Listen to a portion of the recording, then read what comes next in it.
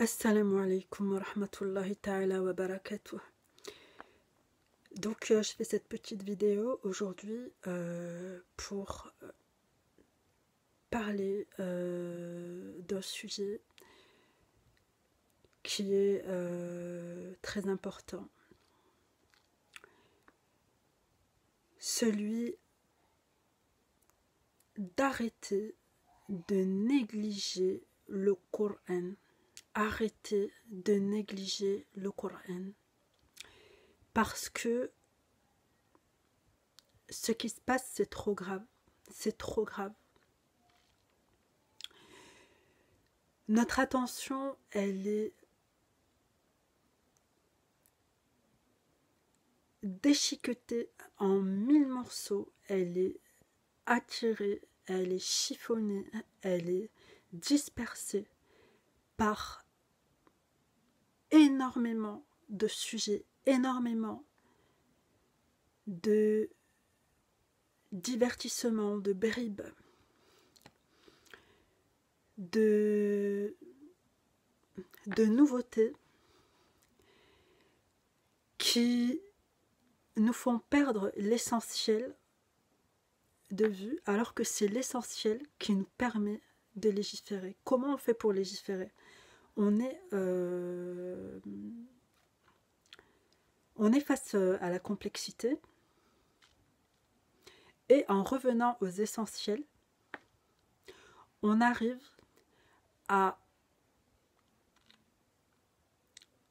éclaircir la situation et on arrive à porter un jugement avec la lumière des lois.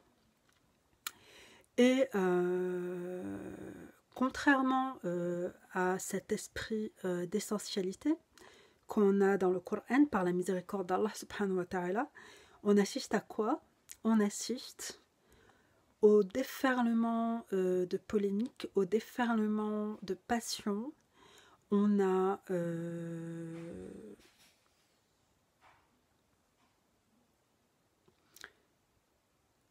des musulmans qui se prétendent musulmans, qui se prétendent pieux et tout ce que vous voulez, qui donnent des avis déchaînés sur tout et n'importe quoi, que ce soit d'ailleurs des avis prétendument religieux ou des avis prétendument intelligents, alors qu'en réalité leur connaissance du Coran est à zéro et leur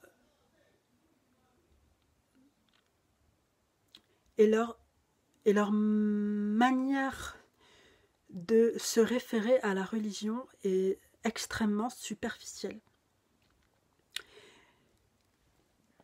Et c'est vraiment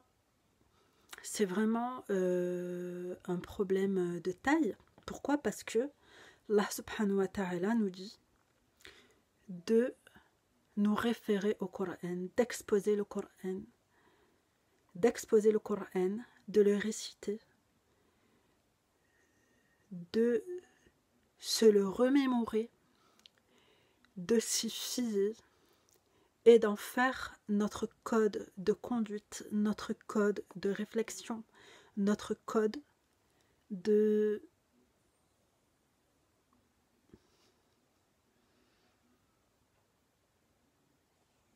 le filtre à travers lequel on va voir et interpréter la vie. Et bien entendu, pour interpréter la vie, pour interpréter ce qui se passe, on peut pas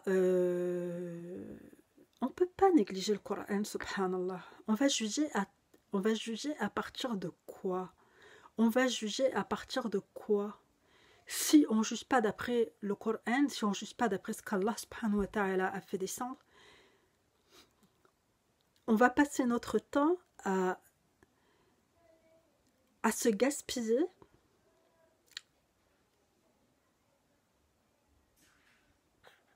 à dire des choses et mais en réalité on va construire quoi? On va arranger quoi? Et ça va nous apporter quoi?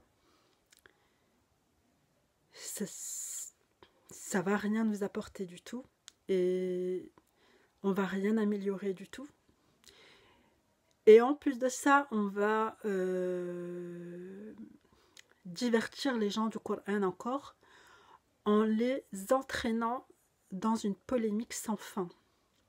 Alors, bienheureux les gens qui savent mettre un terme à la polémique par leur amour du Coran, et bienheureux les gens qui parviennent à faire abstraction de toutes les passions humaines, de tous les déferlements émotionnels et de toute la corruption culturelle qui nous entoure. Parce que franchement, la corruption culturelle, elle n'en finit pas. Elle n'en finit pas. L'état culturel du monde, il est vraiment sans dessus-dessous. Le bien est complètement noyé dans le faux et la turpitude. Et Allah subhanahu wa ta'ala nous a mis en garde contre ça. Il nous a interdit cela. Pourtant, la mondialisation, c'est pile poil ce qu'elle fait. C'est exactement ce qu'elle fait. Elle mêle le faux avec la vérité, de sorte que le faux ait des allures de choses convenables, de sorte que la turpitude ait des allures convenables. Et c'est très grave.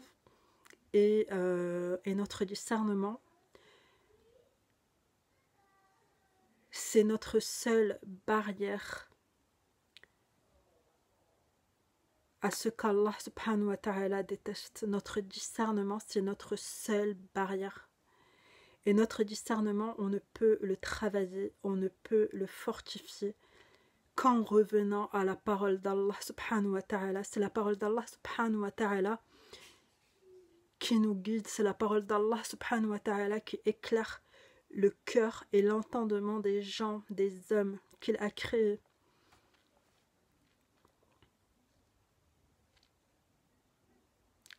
On peut pas repousser l'égarement par les hommes. C'est pas possible. L'égarement, on le désavoue. Comment? En suivant la parole d'Allah subhanahu wa ta'ala qui est un guide et une rectitude pour les humains. On ne peut pas repousser l'égarement avec des stratagèmes d'êtres humains, c'est pas possible. L'égarement, on ne le repousse, on ne l'endigue qu'en étant conforme à la parole d'Allah subhanahu wa ta'ala. Et la parole d'Allah subhanahu wa ta'ala, elle n'appartient à personne. Elle n'appartient à personne. Mais elle a le droit sur les humains, c'est-à-dire que la parole d'Allah subhanahu wa ta'ala, elle va se réaliser dans les hommes. Et c'est là qu'Allah subhanahu wa ta'ala donnera aux hommes la victoire éclatante, lorsque les hommes donneront pleinement place à sa parole en eux. À ce moment-là, la parole d'Allah subhanahu wa ta'ala, elle va s'installer, elle s'installera dans les hommes. Et à ce moment-là, les hommes auront la victoire éclatante, une victoire qui ne sera pas la leur, mais qui sera celle d'Allah subhanahu wa ta'ala et dont ils bénéficieront. Et ça, c'est merveilleux et c'est fondamental. Allah subhanahu wa ta'ala dans le Coran, astaghfirullah, il dit pas des conneries, il dit la vérité. Et ça, il va falloir se l'enfoncer dans le crâne. Parce que Allah subhanahu wa ta'ala, il dit la vérité dans le Coran. Sa parole, c'est pas du pipeau, sa parole, c'est la vérité. Et sa parole, elle a...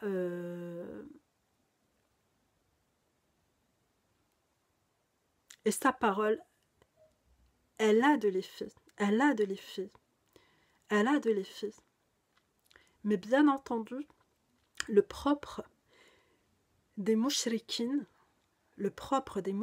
des associateurs, c'est de ne pas être préoccupé par la parole d'Allah, d'être préoccupé par leurs passions et par leurs idoles, le propre de l'idolâtrie étant les caprices de l'ego, donc ils sont préoccupés par eux, ça c'est clair et net, c'est évident, les associateurs sont préoccupés par eux, donc ils ne sont pas du tout préoccupés par Allah subhanahu wa ta'ala.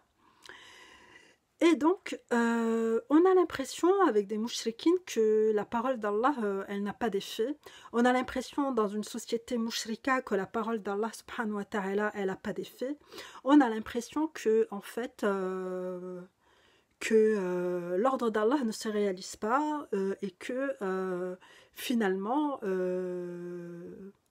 on attend quoi. On attend et puis c'est le moment présent qui l'emporte. Et là, subhanahu wa ta'ala, il nous dit quoi dans le Coran? Il nous dit, la promesse d'Allah est vérité, ne laissez pas la vie présente vous tromper et que le grand trompeur, Shaitan, ne vous trompe pas au sujet d'Allah. Parce que Shaitan, qu'est-ce qu'il fait? A'udhu billahi minna. Le Shaitan, le propre du Shaitan, c'est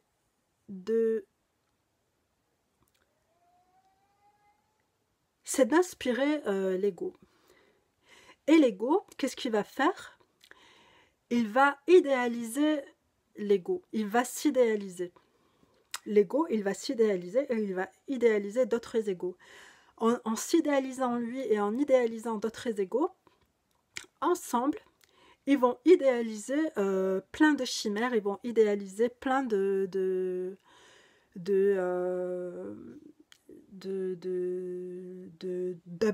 de concepts, plein de trucs, plein de choses qui vont faire qu'ensemble ils vont se retrouver ok, ils vont se retrouver d'accord. Ça va tisser entre eux des liens de complaisance, de connivence aussi. Donc ils vont se mettre d'accord, ils vont s'arranger les uns les autres avec toutes ces passions, avec toutes ces idéalisations en dehors d'Allah qui vont arranger les égos entre eux. Et ça va faire tout un système où on va regarder l'islam et les muslimines et on va regarder le tawhid d'un mauvais regard en fait, parce que du coup ça va contrevenir aux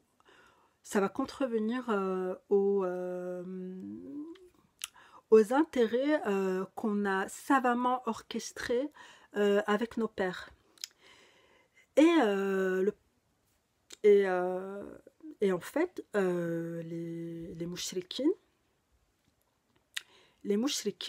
Allah subhanahu wa ta'ala, il en dit quoi dans le Coran? Il en dit qu'ils ne sont qu'impureté. Les mouchrikines ne sont qu'impureté. Alors nous, les muslimines, les mouahidoun, quand on se retrouve au milieu de mouchrikines,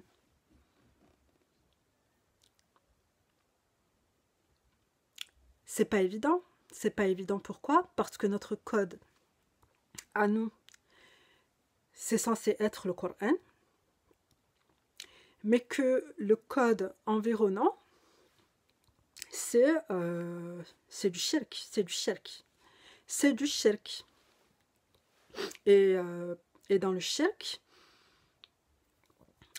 en fait, il englobe tous les tarout, tous les systèmes de croyances, tous les systèmes de valeurs en dehors du tawhid et qui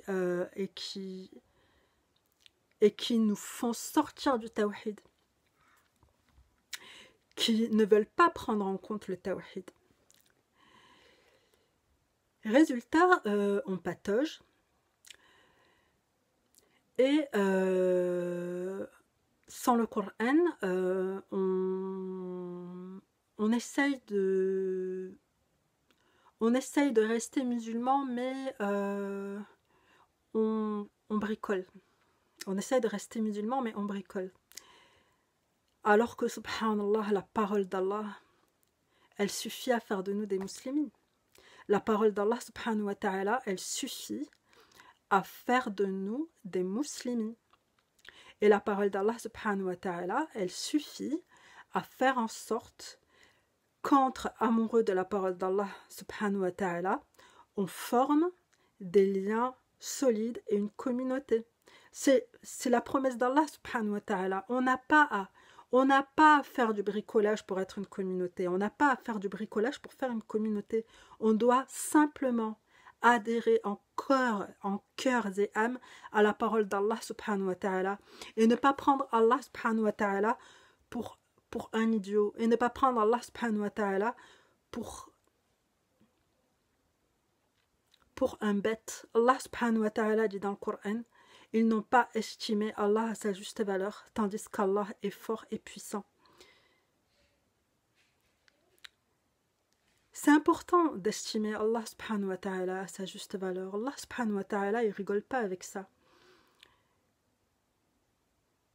Mais parmi nous, il y a trop de rigolos. Il y a trop de gens qui se jouent d'Allah subhanahu wa ta'ala, qui se jouent de sa parole et qui le considèrent pas à sa juste valeur, qui en réalité idéalisent leur petit ego. Il y en a trop parmi nous, des gens qui idéalisent leur ego et qui le prennent pour source d'une valeur ou pour source de quelque chose qui serait supérieur. Non, nos égos ne sont source de rien du tout. Nos égos ne sont source de rien du tout. La seule source, c'est Allah subhanahu wa ta'ala. C'est lui qui nous crée et c'est lui qui a le pouvoir absolu sur nous. Et c'est lui qui nous permettra d'être satisfaits. En dehors de lui, il n'y aura que l'égarement. Il n'y aura que l'égarement. Et sa parole, son livre, c'est notre guide. Et sans son livre, qui est sa parole, on ne réussira pas. Et nous serons des perdants. Wa astaghfiruka ya Allah wa atubu ilayk. Assalamu alaikum wa rahmatullahi wa barakatuh. Wa salam wa salat ala rasulillah.